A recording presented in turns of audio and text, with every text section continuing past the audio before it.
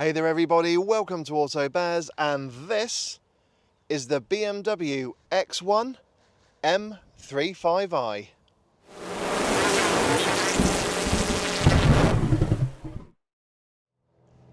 Now, as we're fully aware, the world loves SUVs, but what we love even more than that are small premium SUVs. But what about small premium performance SUVs? That's quite a niche market, but it hasn't stopped BMW in making this, the X1 M35i. Now, for this latest generation, if you strip it back, it does share the same platform with the new Mini Countryman. Now, if you click up in the top right hand corner, you can watch my full review of that family SUV. Sorry, I didn't have the JCW spec. It was a more family friendly version, but you get the idea. But for this review, I will be focusing on the M35i because I haven't driven any of the other X1s in the range. And to be honest, you are quite spoilt for choice because there are a couple of petrols, a couple of plug-in hybrids, a couple of diesels. Yes, I know they're still available, and also full electric versions of the X1. But I've got this, the flagship, which is the performance version. I've had it for a week and I'm gonna answer a couple of big questions. Number one, what's it like? And number two, with performance premium SUVs being quite a niche market, is it a niche too far? Stick with me to find out. Now, when it comes to styling, I'm fully aware that BMW have taken a bit of flack and criticism over some of their design decisions over the last few years, especially when it comes to their flagship vehicles and grille sizes. But with some of their more mass-sold vehicles, BMW have been quite conservative with the kidney grille size, the X1 being no exception, and I actually think it is the right size for the car. It's not too big, not too small, it's just right. Now, with this being the sporty M35i, we have got some extra vents and sporty styling up front, but they're not just for show. They do actually channel air through, and even on this kidney grille, we have got a couple of flaps here that lift up to allow extra cooling into the engine, which is very handy.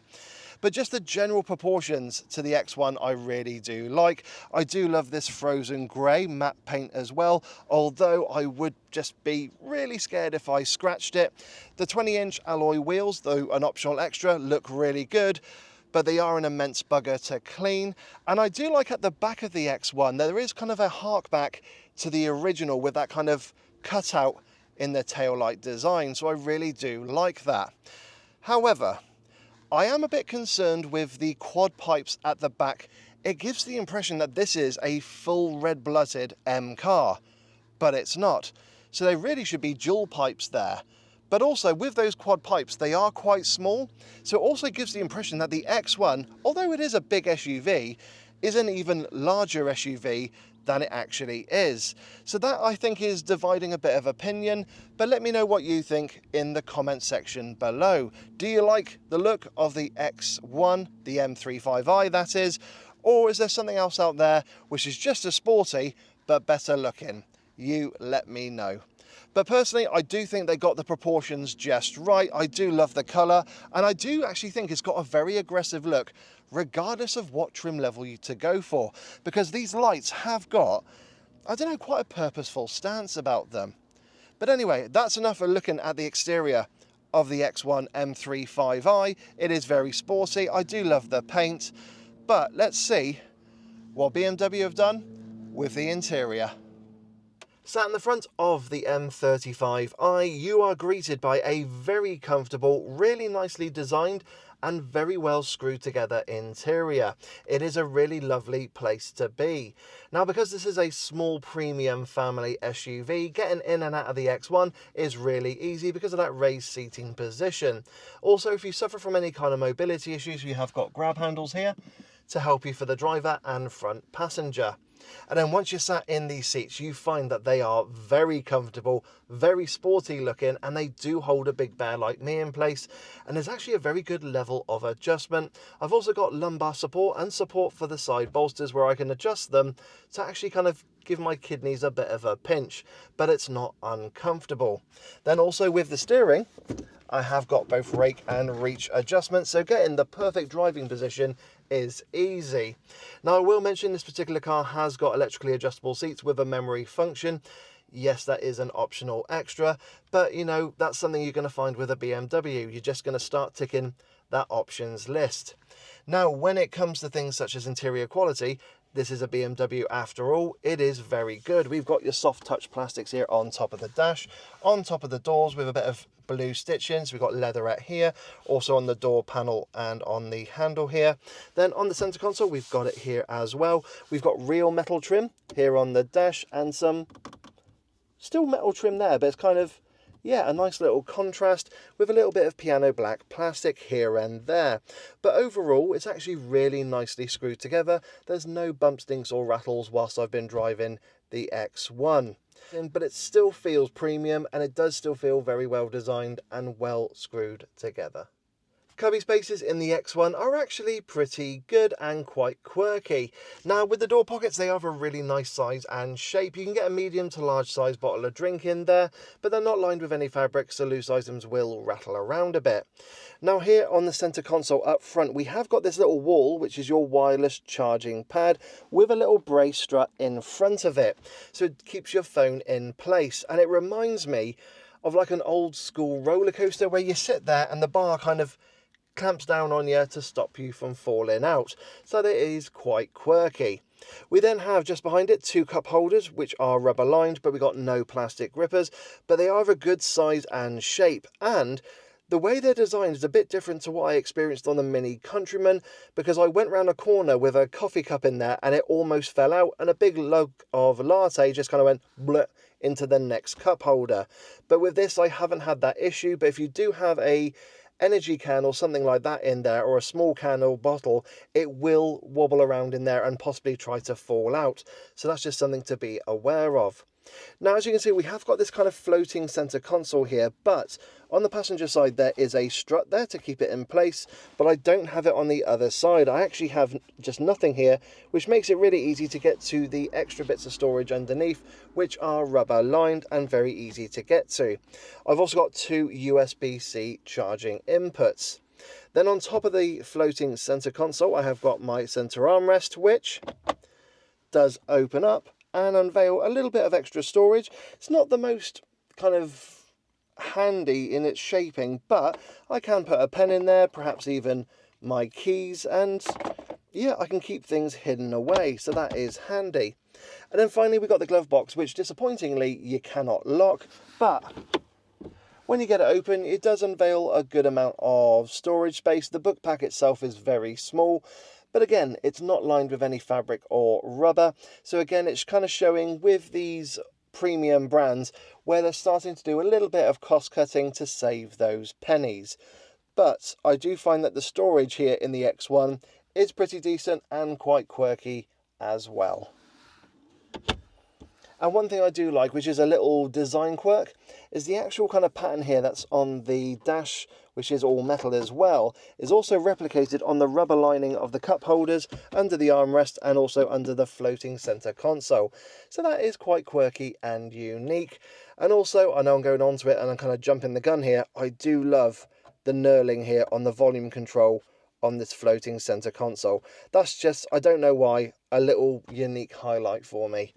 But anyway, yeah, storage in the X1 is very good.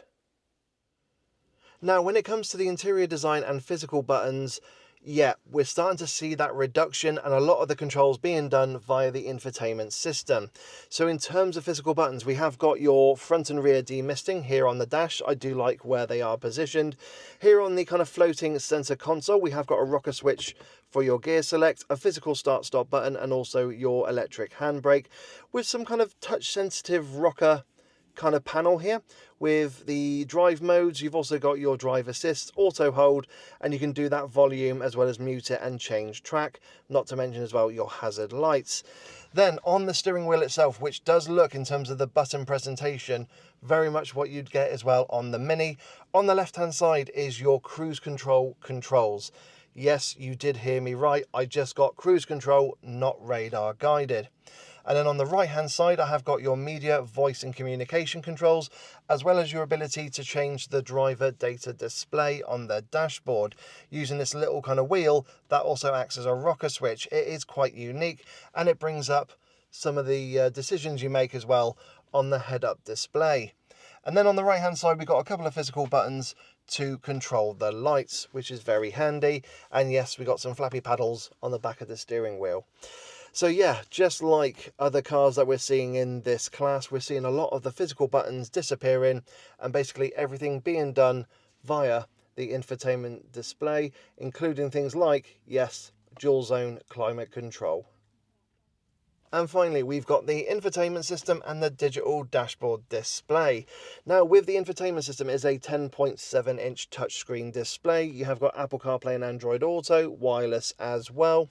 And it is the latest generation of systems, so it's OS 9 or iDrive 9. Disappointingly, there's no rotary knob, rocker switch or buttons here to help you navigate that infotainment system. It is touchscreen only, or to use the voice control demands. However, on the plus side, the actual screen itself is incredibly crisp and clear, really easy to read. The colours really pop out as well. I know that's not something that I usually say about an infotainment system, but the way BMW have designed it, especially when you go through the drive modes, it is really vibrant in its colour. Now, to the actual infotainment system itself, I am going to say in terms of responsiveness, it is really good. You can go through the menus very quickly, especially when stationary, but it is very much a case of set up before you set off, because initially you can be bombarded with huge amounts of menus and sub-menus, so it will take a bit of time to get used to. But once you've got it all set up, yeah, you'll be fine, and then you get yourself on the move. If you need to change something like the dual zone climate control, the actual display itself is really quite attractive in the way it's presented, but some of the icons can be a little bit fiddly to use again when on the move. So that's just something to be aware of, but it is disappointing to not have any kind of rocker switch or rotary knob here in order to control it. But the graphics and the responsiveness do in a way make up for that. And then I've got the digital dashboard display. Now this is a 10.25-inch display, just like the infotainment screen. It's incredibly crisp and clear. I love the animations, and you can go through the various driver modes and data using the rocker switch and button on the right hand side. You can also configure the head-up display, which is an optional extra, but it is a highlight on the X1. Again, very crisp and clear, very colourful in the way it's presented, and yeah, it's arguably one of the nicest that I kind of get to look at whilst I'm driving. So yeah, sat here in the X1 M35i, it does feel very premium. It does feel well screwed together, and I do like the materials in here. But yes, I think a number of BMW drivers who've been BMW owners over the years are definitely going to miss the iDrive system, but new customers coming in shouldn't have too much of an issue with this. But you know what, like I said, I do love the little touches in here. I do love the mesh for the Harman Kardon speakers, and also, like I said, in regards to the knurling here, and also the rubber lining design. But yeah, on that note, I think it's time we leave the front of the X1 and see what it's like for rear passengers. Sat in the back of the X1, just like the Mini Countryman, this is actually a very spacious and comfortable place to be. However, because this is the M35i, I'd probably want to do a medium length journey back here because of the sporty suspension setup. And it is also very easy to get in and out of the back of the X1 because the doors open nice and wide. And again, we have got a couple of grab handles for you. One thing I will mention is that there is a tiny drop in quality back here on top of the doors. Although it feels like there's some sort of coating on there, yeah, that's not soft touch plastic, so that's a little bit disappointing sitting in the back. Now, what I will say is that driver's seat is not set to my driving position. It has moved back about 3 or so inches, but I'm 5'7" tall and 5'7" wide, and as you can see, I've got a really good amount of knee room. I can tuck my feet underneath the driver's seat as well. I have made sure that is in its lowest position, and also headroom is pretty good as well. You could easily Get a couple of 6-footers sat in the back of the X1 and they would be comfortable back here. I think 3 adults at a push, as long as they're not as broad as me, but 3 kids easily, because there's not much of a transmission hump to navigate over. Now, speaking of kids, we have got ISOFIX supports on the outer seats and also on the front passenger seat, which was surprising, but also very handy. And just like the Countryman, we've got these plastic covers which just tilt up and expose the ISOFIX bar to make it really easy to affix a child's seat. And then cubby spaces are very good as well. We've got some very decent sized door pockets where you can get a medium, possibly large size bottle of drink in there. We've got your aeroplane style pockets on the backs of the front seats. We've got a little tray area where you could perhaps store your phone whilst it's charging, and also your centre armrest with a couple of cup holders with some, not the sturdiest, but at least it's got them, plastic grippers. Now, when it comes to features back here, it is actually pretty good. Like I said, you could put your phone down there whilst it's charging, because you've got 2 USB-C charging inputs and a couple of vents as well. One thing that's a bit disappointing is that you haven't got any heated outer seats, but what I do like is that you can slide the seats forward if you want to increase boot capacity. And not only that, there is a little toggle or tag, if I can grab hold of it. And that way you can recline the seats as well. So there is a good amount of versatility back here and making use of that space. And then the windows themselves are of a really lovely size and shape. They are tinted, I do believe, and I can't believe I'm saying this, it is a free cost option, but they are of a really lovely size and shape. Unfortunately, they don't open all the way down, but there is a nice kind of chunky ledge to lean your arm against, even if the window doesn't open fully. And I do like the fact we've also got another window here in the C-pillar, just allowing that extra light in. So yeah, sat in the back of the X1, it is very spacious, it is very versatile, and yes, they've got a few features as well. The only thing I'm a bit disappointed, like I said, is for this price tag, you can't have heated seats in the back, because I think some passengers would really appreciate that. But you know what, on that note, I think it's time that we leave the rear seats and we see what that boot is like. Opening the boot of the X1 presents you with 540 litres of space, which is actually a very decent boot capacity for this segment and is on a par with the likes of the Audi Q3. But what I like is when you've got the boot open, you are greeted by a nice wide square load area.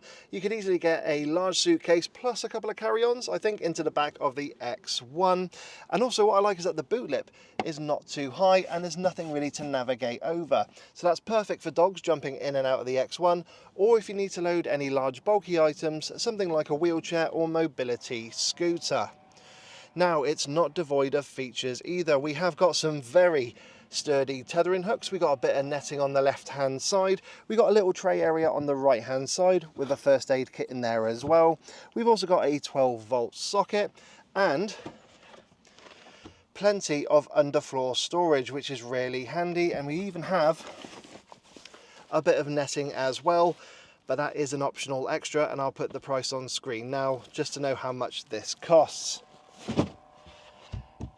And then, as I mentioned, you've got a 40-20-40 split in the rear seats. Unfortunately, when you do get them down, you have an almost completely flat load area, but you can't put the parcel shelf underneath the boot floor, so you will need to leave that at home. Now, this car has one other optional extra, which I think is puzzling for this type of car. And I'll show you it now when I press this little button right here.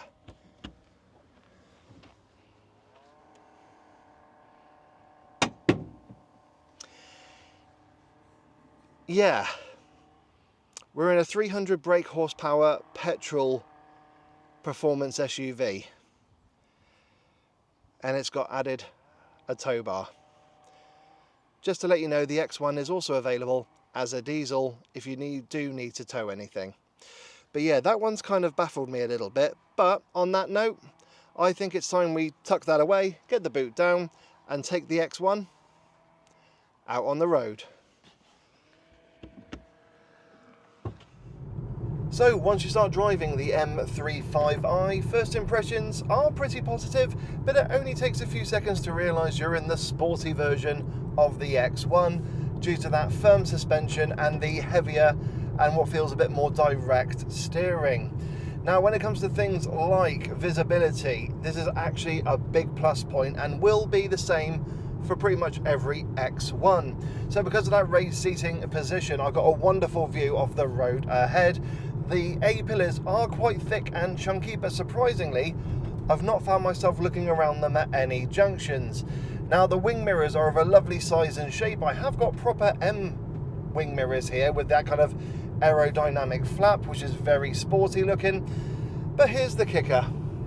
I've got no blind spot monitoring. That pack has not been added to this car, which is just, I think it's borderline criminal. However, moving on, if I look over my shoulder, as you can see, there's not the thickest of C-pillars there. So it actually means when I look over my shoulder, there's not the biggest of blind spots, which is very handy because I haven't got blind spot monitoring. And then rear visibility is very good as well. I've got a nice size rear window with a wiper as well. And then when it comes to things like parking, because I get things like 360 cameras, I do believe they are actually standard. It does mean that parking the X1 is a bit of a doddle.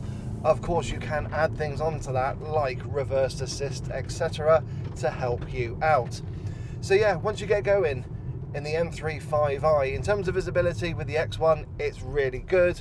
However, yes, you do realise quite quickly it is the sporty version. The suspension and ride is firm. When you start the car as well, you do get that little kind of woof from a sporty exhaust note, which does again let you know you're in, the sporty version of the X1. But first impressions, they are pretty positive.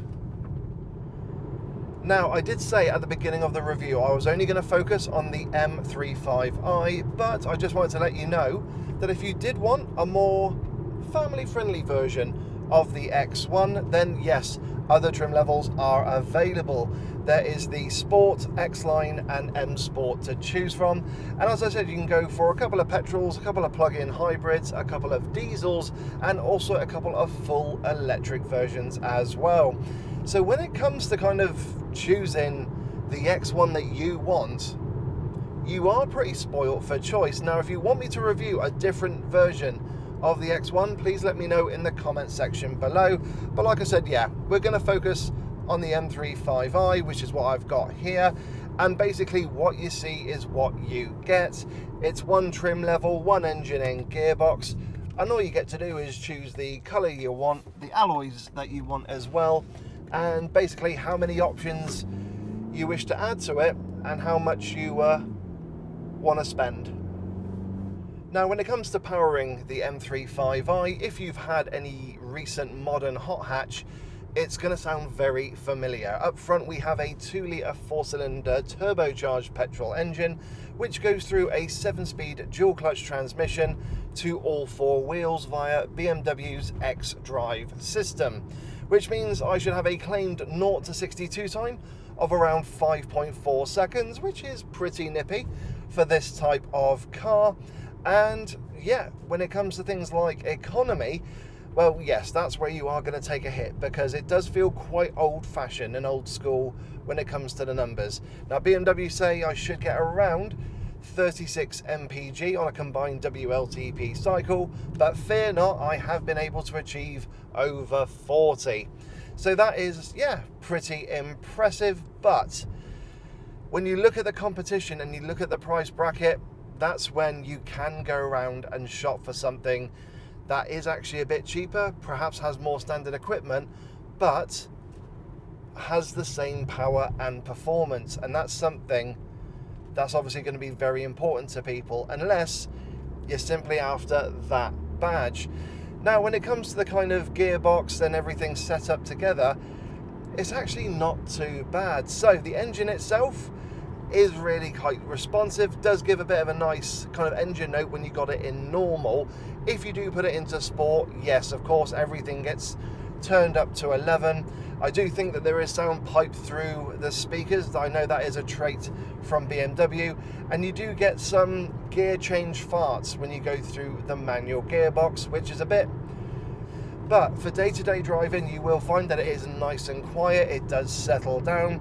Of course, if you just want to put your foot down and accelerate, and there's no one behind me, so I can just do that. There is a nice noise actually coming from the engine, and it is very responsive with the gearbox as well. But being a DCT, yes, there is that little bit of hesitation. Now, if I put it into sport, we can already hear things are kind of changing, exhausts are opening up and everything, because we've got the quad pipes. And if I slow down, you'll hear what a difference that makes. So,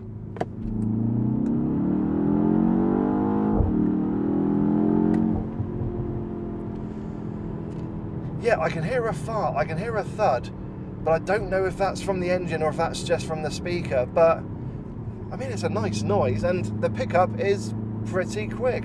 As I said, I have got a 7-speed DCT transmission. I can put it into sport as well, and then go through the gears. So, again, no one behind me. I'm just gonna, let's drop a gear or two. Okay.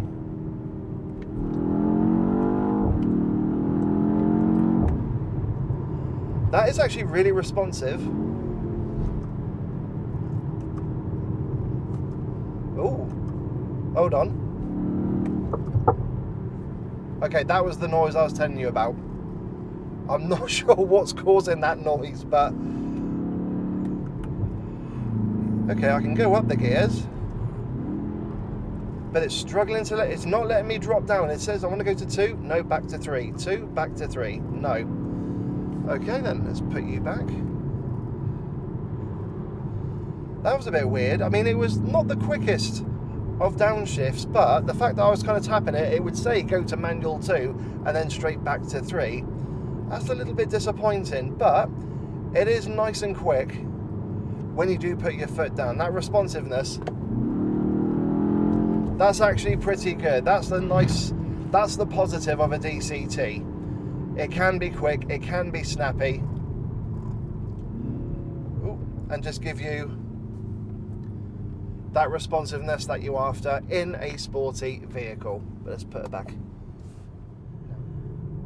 Now, when it comes to the drive modes in the M35i, there are 3 to choose from. There's personal, where you can kind of configure it to how you want it. You have then got your efficiency, which is eco mode, and then of course you have got sport. Now with sport, when you tap on it, it does basically ask you, do you want to deactivate the traction control, because that's how you initiate sport. So as soon as you do that, everything comes to life. And then what you find is that when you put your foot down, it is more responsive. The actual suspension firms up as well, and the steering gets a little bit heavier. When you put your foot down, oh yeah, okay, that's through the speaker. That was a very weird knocking noise, like it was, I don't know. It's like when somebody knocks on a microphone. That kind of came through. But when you got it in sport mode, you can also change the gearbox. So you have normal, you have sport, and then you got full manual, where you can use the flappy paddles. But I'll talk about that in another section. But yeah, that is actually quite responsive. I can feel more of the road coming through into the cabin. It is a bit of theatricality. I do like that. That's what you want in this kind of car. And the performance is really good as well. Now, I've not done a 0 to 60 test, but I do know some people have done it in this car and beaten that 5.4 seconds. So that is impressive. It's kind of nice when manufacturers don't quite give the proper claim and they know you can beat it.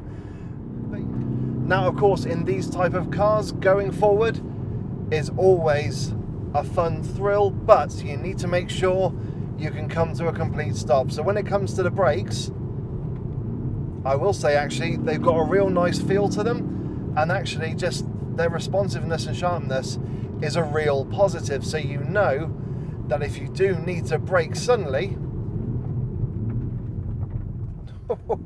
you can do so. And that's actually a proper coincidence there, because yeah, I did need to pull over there. Now, what about the ride and refinement in the M35i? Well, it's the compromise you know you're going to have to make straight away, going for the sporty version in the X1 range. And once you start driving, you know immediately, yeah, that is so, because the suspension is firm. I've got the larger 20-inch alloy wheels chosen for this car, and when driving around day to day, I think it will be okay. You're going to be fully aware that the suspension's not going to be the softest, but some of the bumps and imperfections do come through into the cabin, and yes, you can get a bit of a boom and a jolt from the suspension. Fortunately, these seats, as I've said before, are really comfortable, hold me in place. They do allow some of the vibrations and some of the booms to come through and the little jolts, but for the most part they are very comfortable. So that's at low speed, but if you start to kind of speed up, it does settle down, but you still feel some of those little imperfections come through. Now, the big surprise was I was driving on the motorway back from BMW, bringing the X1 home, had the cruise control on, doing 70 miles an hour, and I hit a little kind of, I don't know, like a little raise in the concrete, and it really did jolt into the cabin, and that was a genuine surprise. I actually thought it was going to deal with it really well. So personally, I would recommend sticking with the standard 19s. I know they're smaller, I know they won't fill the arch as well as these 20s, but the ride comfort will be a bit better. You'll get better fuel economy, and you'll save yourself a couple of quid as well. And when it comes to refinement, of course, like I said, it's the other kind of compromise you're going to make. It's actually been not too bad. The engine settles down really nicely when you're just kind of coasting along on the motorway. Very little in the way of wind noise coming from the A-pillar and from the wing mirrors, and really you just get a bit of tyre roar coming into the cabin. That's the main kind of intrusion, again, because we've got those larger alloys. So yeah, my personal recommendation, stick with the standard 19s, but if you are not really after a sporty version of the X1, if you want something that's going to be absolutely fine for day to day with a little bit of extra sportiness, yeah, go for a more family friendly version of the X1, and then choose something like the kind of Sport or M Sport trim level, and then you can add little bits on top of that. So what's the M35i like when it comes to handling? Well, I've got it in sport mode, chucking it into the corners. It is actually remaining very nice and level. There is the tiniest hint of roll and lean, but then again, this is technically an SUV. It's not a low down hot hatch, but it feels very composed. It feels poised as well, and yeah, it feels like you got a bit of confidence to chuck it into the corners. I do love the design of this steering wheel. It is, I believe, a new design. It does feel very sporty. You've got this kind of framework at the bottom with the little M badge, and yeah, it feels nice in my hands. I know BMW wheels tend to be a bit chunky, but I can grip this one actually pretty well. Now, as I said earlier, the steering did feel just naturally a bit heavier than I was expecting, which is always a good thing. And then when you put it into sport mode, you do find that it does get a bit more weight put to it, but I wouldn't say I've got the kind of best connection and feedback to the front wheels. That was a little bit surprising. I mean, it is a very responsive wheel. When you put your foot down and when you turn it, it does go. But I don't know, I don't feel like I've got that proper connection to the car. Whether that's because it's an SUV and I'm a little bit higher up, I'm not too sure. But I'm just going to kind of bring it out of sport mode, overtake this person. But for everyday driving, I don't think you'll have any issues whatsoever. There is a nice bit of weight in the steering, but it is light enough to make parking the X1 an absolute doddle. But again, if you're not after a sporty one, there are more family-friendly versions of the X1 available. And I don't know, if I was to drive this and then drive something like a Cupra Formentor or a Ateca, I've got a weird feeling that the Ateca and Formentor will feel just a bit more connected to the car. There just seems to be, I mean, yes, it is responding, but I don't know, it doesn't feel like, I don't feel connected. Something like a Porsche Macan does have much better handling than this. However, yes, we have got a new generation coming up and we've got the full electric version coming out. But I mean, yeah, it can put a smile on your face. It is a lovely steering wheel to hold, but I don't know, that kind of X factor you want in a car like this, I don't think it's got it. I don't know. It's probably because I'm on the road and I'd love to see what this can do on a track, but yeah, I think just the family-friendly version of the X1 makes a lot more sense. Now, when it comes to niggles and highlights in the M35i, I'm going to be honest, when it comes to niggles, they're very few and far between. I mean, I've got no creaks or rattles in here. The only thing that's really stood out for me is the wireless charging, which isn't really the best in the business. I mean, I've put my phone in at like 75%, done a 20-mile journey, and my phone's at like 76, 77. So I kind of have to resort to using the USB-C charging cable, but that's really a minor niggle there. I've had no issues with the safety systems of the car, no beeps, no warnings, no things like that. Granted, it's probably because it hasn't been spec'd on the car. But other than that, I'm really struggling to find niggles in the M35i. It's been a really lovely car to drive this week. I've had nothing that's kind of annoyed me whilst living with it. So, what are my thoughts on the BMW X1 M35i? Well, at the beginning of this review, I asked two big questions. So, firstly, as a car, I really like it. It has got a bit of character to it. It has got a good level of performance. It's practical, good amount of rear space. But the price is the big issue with this, considering that the kind of divide or the gap that we used to have between, say, consumer brands and premium brands has narrowed considerably. In fact, there's actually a blur there, because you could get yourself a full kitted out, top of the range performance Seat Ateca for just over the entry level price of this M35i, and you'll have everything. The fact is as well, with the price of this particular car being around that £60,000 price bracket, means that it is £5,000 away from arguably one of the best electric performance cars on the planet, the Hyundai Ioniq 5N. That is such a special car. It feels wonderful, and it's just amazing. I cannot deny that at all.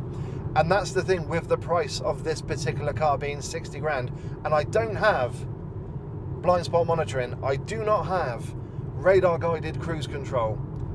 That is criminal for the price, because like I said, you could get cars that are fully kitted out for less than this, with the performance, or if anything with more performance, you could say in some cases. And that's where you've got to really, and this is where I said about this being a niche too far, you've got to really want this car with that badge to want to pay for it, because one of its biggest rivals is from BMW Group. It's the Mini Countryman JCW. It's the same car underneath, same engine, same gearbox. I think it's still, I know they call it all four or something, but it's still four-wheel drive. It'll still be the same system.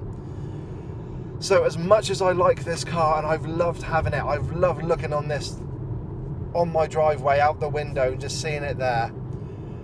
It's so hard to justify for the price, considering how you have to add so many packs to it. So yeah, I really do like this car. It has character. I don't really want to give it back, but on the flip side, it's hard to justify this to somebody to go and buy one, especially with this particular car and the price tag that it has. So everyone, I hope you've enjoyed my review of this, the BMW X1 M35i. Firstly, a big thank you to BMW for loaning me this car for review.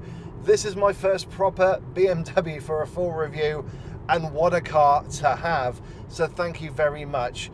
Please don't forget to like, don't forget to subscribe and hit that bell notifications icon to let you know when I, Dave the Auto Bear, bring out a new video. If you've got any questions about the M35i and my time with it, please put them down in the comments section below. Of course, I'm on social media. I'm on Instagram, I'm on X, and I'm on Facebook. So please follow on there for additional content.